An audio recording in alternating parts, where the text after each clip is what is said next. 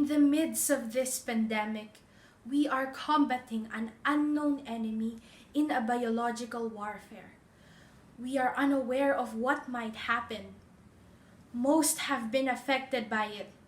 Majority are still struggling with it. COVID-19 definitely brought a lot of struggles. But do you know who are the most severely afflicted by this pandemic?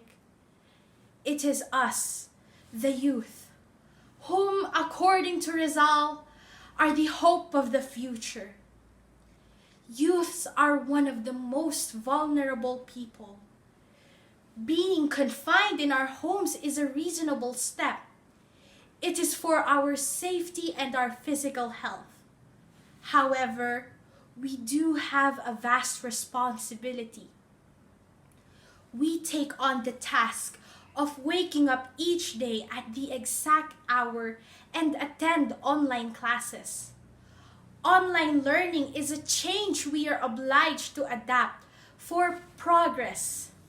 However, not everyone can grasp this change due to sensible excuses. Primarily, not everyone is privileged. A lot of people are impecunious than those well off. Most cannot provide the materials and equipment needed for this change, simply because they are expensive. Frankly, it saddens me to hear some affluent people say that it is easy. Do you think it is? Well, for them it is. But how about the majority of the people struggling with it?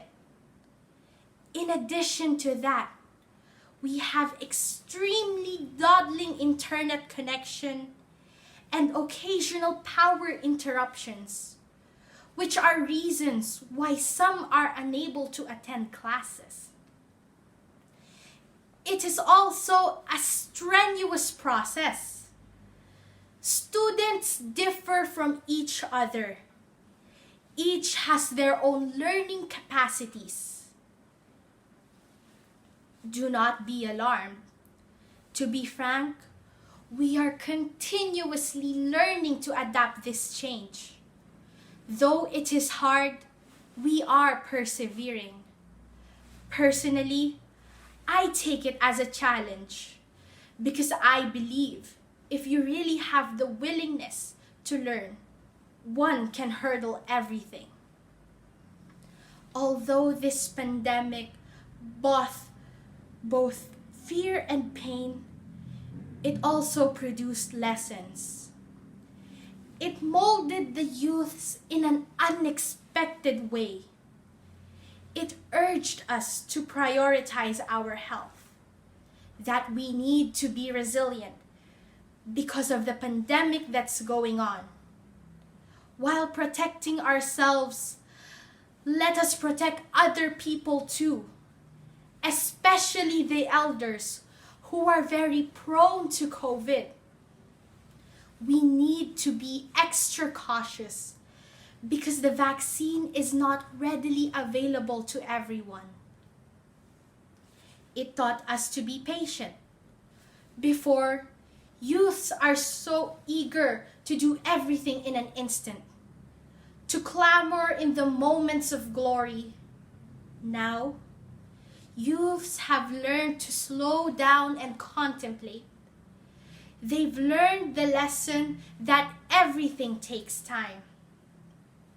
It instilled the essence of understanding, that we need to sympathize with the people, especially to the frontliners who risk their lives every day to cater us. This pandemic also taught us that we should maximize the privileges given to us. Having a home and eating 3 times a day in the middle of a crisis is already a blessing. To my fellow youths, I am in complete union with you. I too am struggling. It is extremely hard for everyone. Do not lose hope. It will be over soon.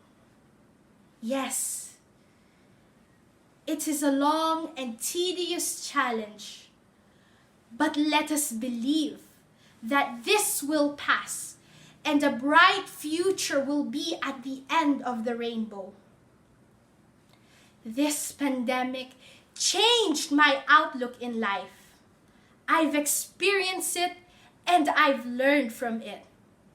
I urge everyone, especially my fellow Filipino youths, to show compassion in this time of struggle. Let us help each other. It is not only me and you struggling, but billions are. I not only speak for myself, I speak on the behalf of millions of Filipino youths. Passion for Compassion by Apple S. Velasco.